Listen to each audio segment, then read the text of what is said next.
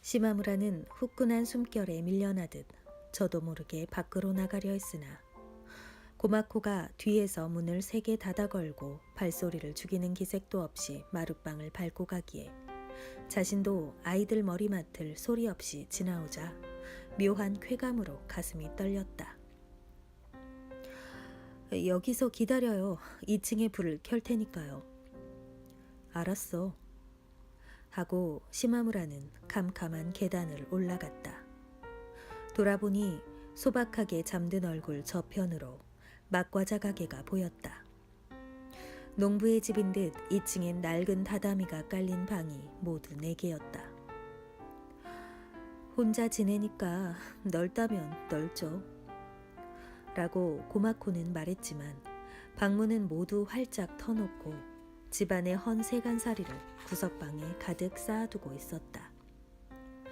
거뭇한 장지문 안쪽 방에 고마코의 이부자리가 하나 조그맣게 깔려있고 벽에 외출복이 걸린 모습 등은 마치 너구리굴처럼 썰렁했다.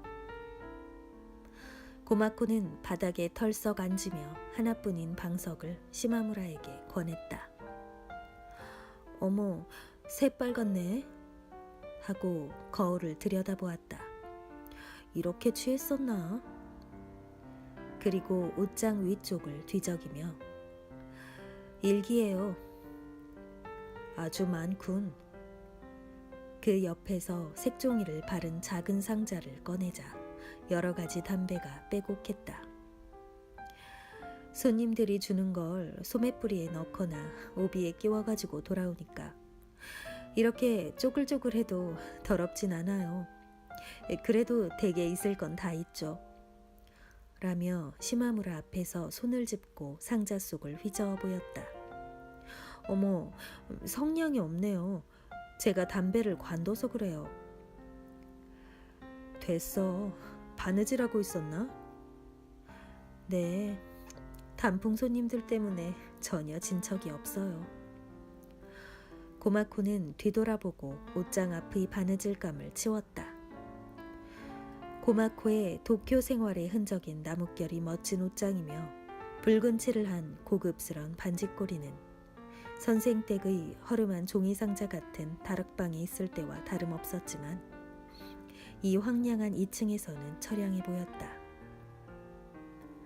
전등에 달린 가느다란 줄이 머리맡까지 내려와 있었다. 책을 읽다가 잠들 때 이걸 잡아당겨 꺼요. 하고 고마코는 그 줄을 만지작거리다 가정집 부인처럼 다소곳이 앉아 뭔가 쑥스러워하는 눈치였다. 여우가 시집 가는 것 같군. 정말 그래요. 이 방에서 4년을 지내는 건가? 하지만 벌써 반년 지났어요. 금방이죠. 아래층 사람들의 숨소리가 들리는 듯하고 더 할 얘기도 없어 시마무라는 서둘러 일어났다. 고마코는 문을 닫으며 머리를 내밀어 하늘을 올려다보았다. 눈이 오려나 봐요. 이제 단풍도 끝이군요. 하고 다시 밖으로 나와 여기는 두메산촌 단풍 위로 눈발 흩날리네 라는 식구를 읊었다. 그럼 잘 자. 바래다 드릴게요. 여관 현관까지만요.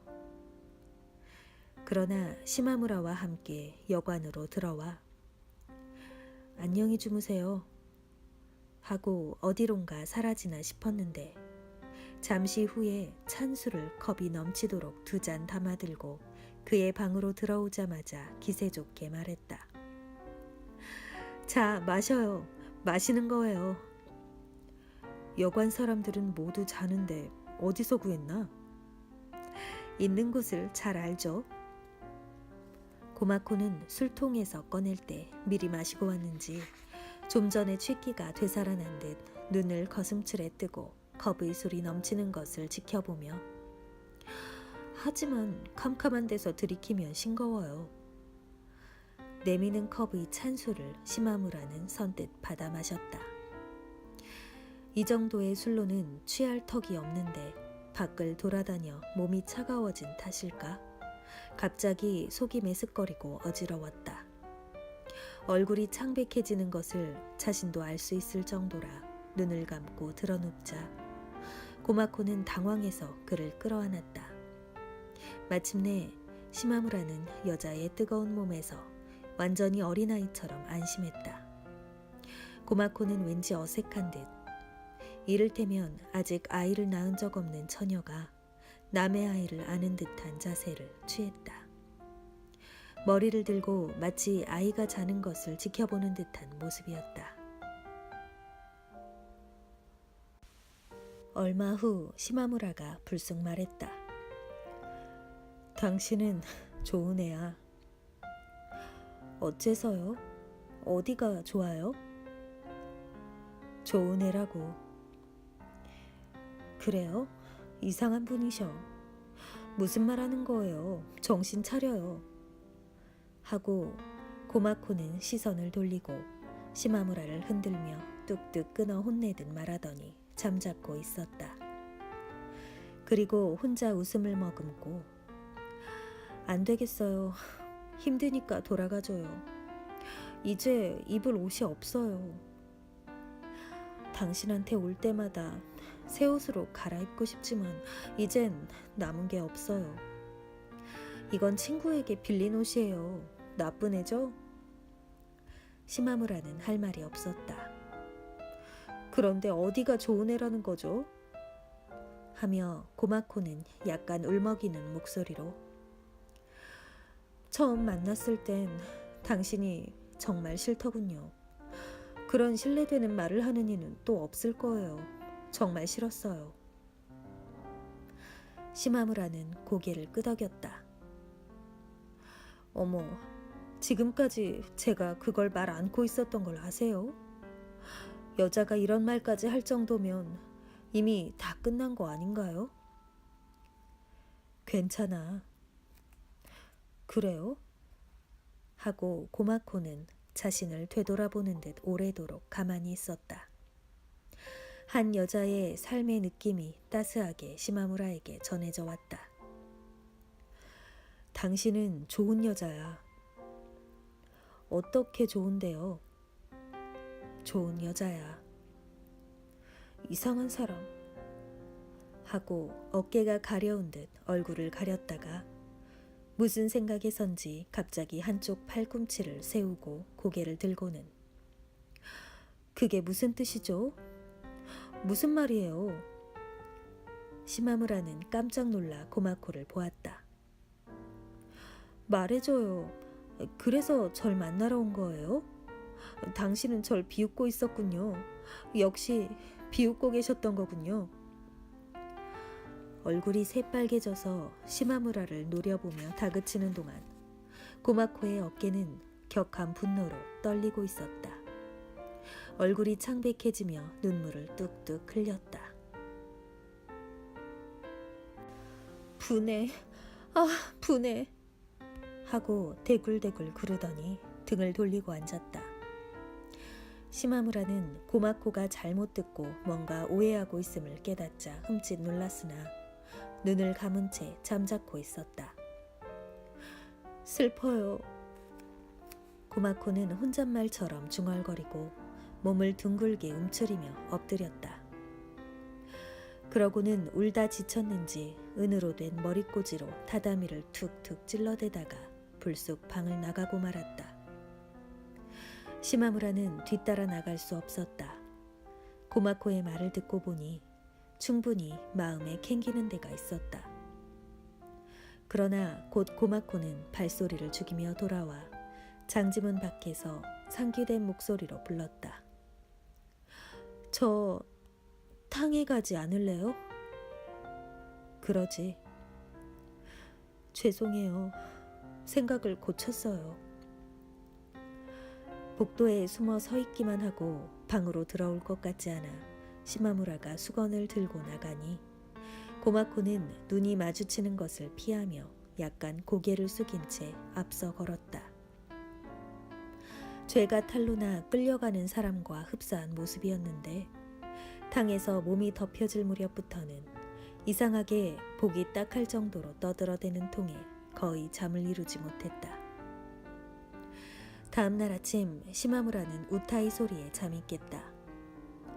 잠시 가만히 우타이를 듣고 있자니 고마코가 경대 앞에서 뒤돌아보고 방긋 미소 지으며 매화실 손님들이에요. 어젯밤 연회가 끝난 뒤 불려갔었죠. 우타이 모임의 단체 여행인가? 네.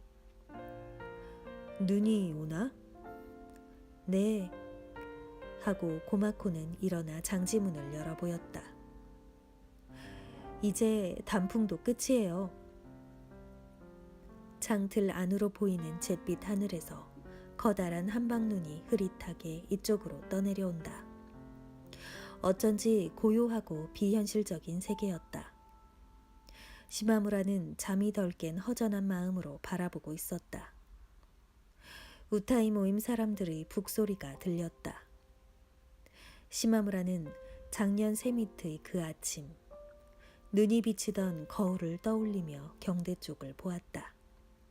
거울 속에는 차가운 꽃잎 같은 한방눈이 한층 크게 나타나 옷깃을 들추고 목덜미를 닦는 고마코 주위에서 하얀 선으로 감돌았다. 고마코의 살결은 금방 헹궈낸 듯 깨끗해서 시마무라가 어쩌다 내뱉은 말 한마디조차 그런 식으로 오해할 여자로는 도저히 여겨지지 않는데 오히려 거역하기 힘든 슬픔이 있는 것 같았다. 젓갈색 단풍이 날마다 짙어지는 먼 산은 첫눈으로 선명하게 되살아났다. 10개 눈을인 삼나무 숲은 삼나무 하나하나가 또렷이 드러나 찌를 듯 하늘을 향한 채 눈 위에 서 있었다. 눈 속에서 실을 만들어 눈 속에서 짜고 눈으로 씻어 눈 위에서 바른다. 실을 자 옷감을 다 짜기까지 모든 일이 눈 속에서 이루어졌다. 눈 있는 곳에 지짐이 있으니 눈은 지짐이의 모태로다 라고 옛사람도 책에 썼다. 눈에 갇힌 기나긴 겨울 동안에 산촌 여자들의 일거리가 되는 이 눈지방의 삼지짐이는 시마무라도 헌옷 가게를 찾아다니며 구해 여름 옷감으로 사용했다. 춤에 관심이 있었던 연고로 옛 노의상을 취급하는 가게도 알고 있어 질 좋은 지짐이가 들어오면 언제건 보여달라고 미리 부탁해둘 정도로 이 지짐이를 즐겼고 훗겹 속옷으로도 해입었다. 눈마기로 쳐놓은 발을 걷고 눈이 녹기 시작하는 봄철이면 옛날엔 첫 지짐이 장이 섰다고 한다. 멀리서 지짐이를 사러 오는 삼도의 포목 도매상들이 묵는 단골 여관이 있었고 처녀들이 6개월 동안 정성을 다해 짜는 것도 이 첫 장을 위해서였다. 가깝고 먼 각지에서 온 산촌 남녀가 모여들고 갖가지 구경거리며 장사꾼들의 가게도 여러 생겨나 마을 축제처럼 북적댔다고 한다. 지짐이에는 옷감을 짠 처녀의 이름과 주소를 적은 종이표를 달아 그 솜씨를 1등, 2등 하는 식으로 품평했다. 이것이 며느리감을 고르는 기준도 되었다. 어릴 적에 짜는 법을 배운 15살부터 24, 5가지의 젊은 여자가 아니고서는 품질 좋은 지짐이를 만들 수 없었다. 나이를 먹으면 옷감의 윤기를 살리기 힘들어지는 것이다.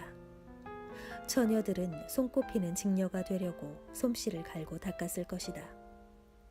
또한 음력 10월부터 실을 잣기 시작해서 이듬해 2월 중순에 천바래기를 끝내는 이 작업은 눈에 갇혀 마땅히 할 일도 달리 없는 기간 동안 하는 일인 만큼 정성이 담기고 제품의 깊은 애착도 깃들었음직하다.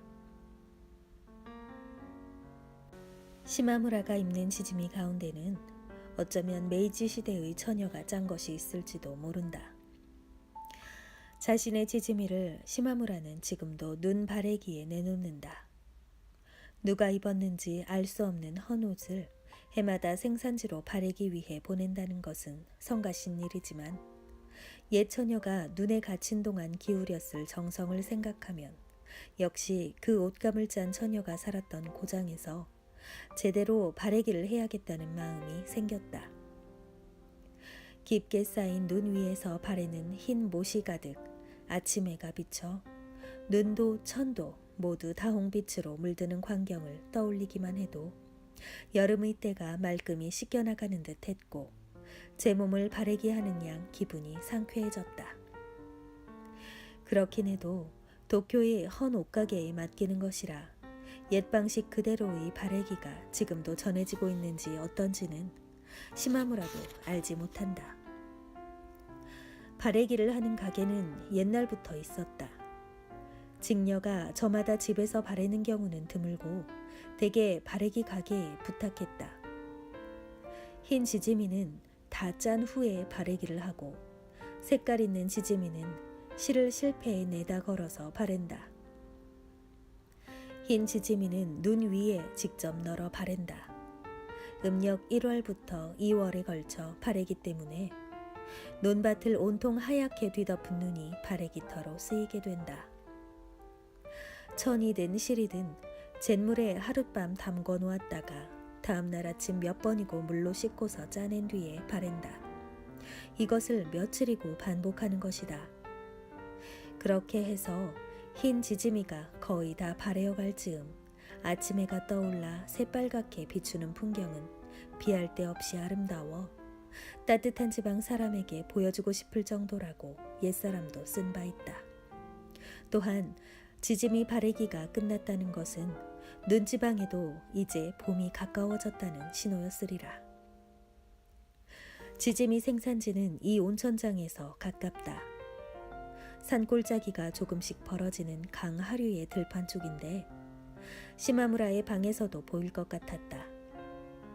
옛날 지짐이 장이 섰다는 마을에는 모두 기차역이 생겨 지금도 방직업으로 널리 알려져 있다.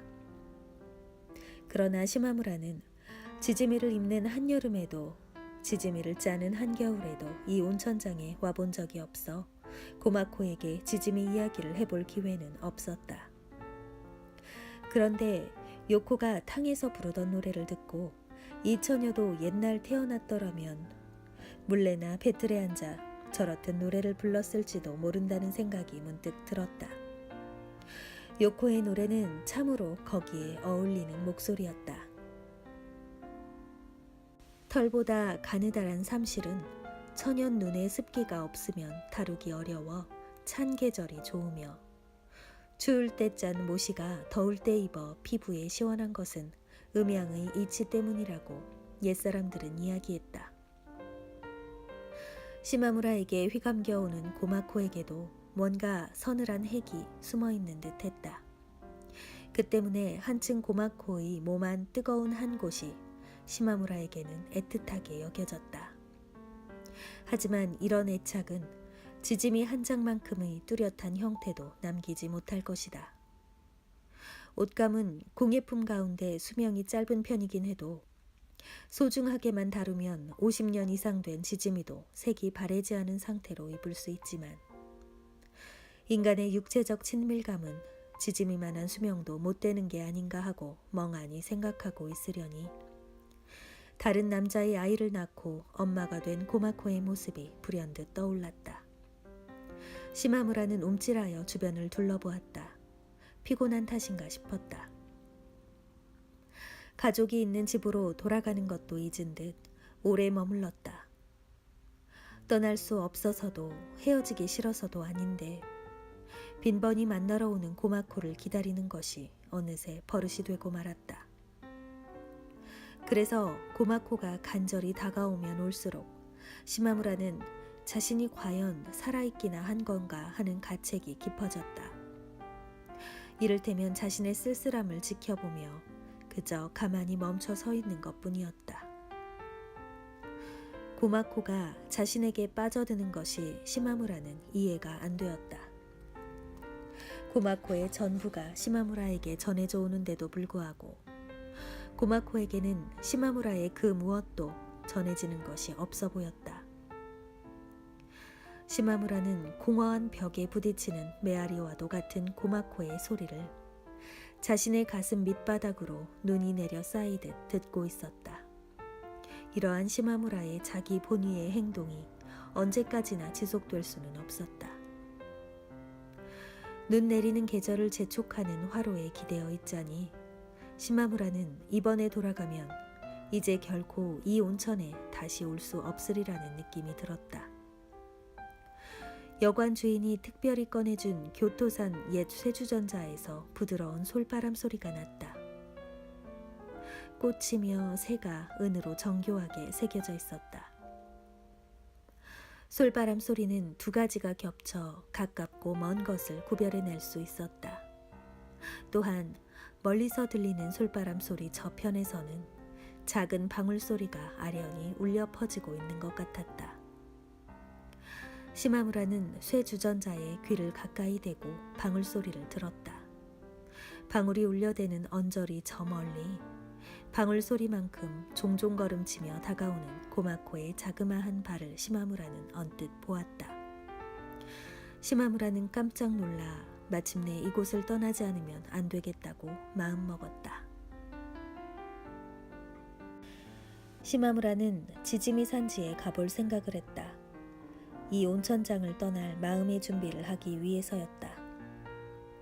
그러나 강 하류에 위치한 마을들 가운데 어디로 가야 할지 시마무라는 알 수 없었다. 현재 방직업으로 발전한 큰 마을을 보고 싶은 것도 아니어서 시마무라는 오히려 한적한 역에서 내렸다. 잠시 걸으니 옛 역참 같은 거리가 나왔다. 집집마다 차양을 길게 내걸고 그 끝을 떠받치는 기둥이 도로에 나란히 서 있었다. 에도거리의 다나시타라는 것과 비슷한데 이 고장에서는 옛부터 강기라고 하며 눈이 높이 쌓였을 때 통로가 되는 것이었다. 한쪽은 처마를 가지런히 하여 이 차양이 잇따라 이어져 있었다. 이웃과 이웃이 서로 맞붙어 있는 탓에 지붕의 눈은 길 한복판으로 쓸어내리는 수밖에 없다. 그러나 실제로는 지붕에서 길에 쌓인 눈뚝으로 던져 올려야 한다. 맞은편으로 건너가기 위해선 눈뚝을 여기저기 뚫어 터널을 만든다. 이 고장에서는 테네 건너기라고 불렀다. 같은 눈치방 가운데서도 고마코가 있는 온천마을은 처마가 있다치 않아 시마무라는 이 마을에서 처음 강길을 보는 셈이었다. 좀 낯설고 신기해서 그 안을 걸어보았다. 낡은 차양 그늘은 어두웠다. 기울어진 기둥의 밑둥 근처가 썩어 있기도 했다. 조상 대대로 눈에 파묻힌 우물한 집 안을 엿보며 걷는 듯한 기분이었다. 눈 속에서 지칠 줄 모르고 일하는 배짜는 여인들의 생활은 그들이 완성시킨 지짐이처럼 산뜻하고 밝지는 못했다. 마을 인상으로 충분히 그렇게 짐작할 수 있었다. 지짐이에 관해 쓴 옛날 책에도 당나라 진도옥의 시가 인용되어 있는데 직녀를 고용해서까지 옷감을 짜는 집이 없었던 것은 한 필의 지짐이를 짜는데 워낙 많은 품이 들어 수지가 맞지 않기 때문이라 했다. 그토록 고생한 무명의 장인은 이미 죽은 지 오래고 아름다운 지짐이만이 남았다. 여름에 서늘한 감촉을 주는 시마무라 같은 이들의 사치스러운 옷으로 변했다. 그다지 신기할 것도 없는 일이 시마무라에게는 문득 신기하게 여겨졌다. 온 마음을 바친 사랑의 흔적은 그 어느 때고 미지의 장소에서 사람을 감동시키고야 마는 것일까? 시마무라는 강기 아래에서 거리로 나왔다.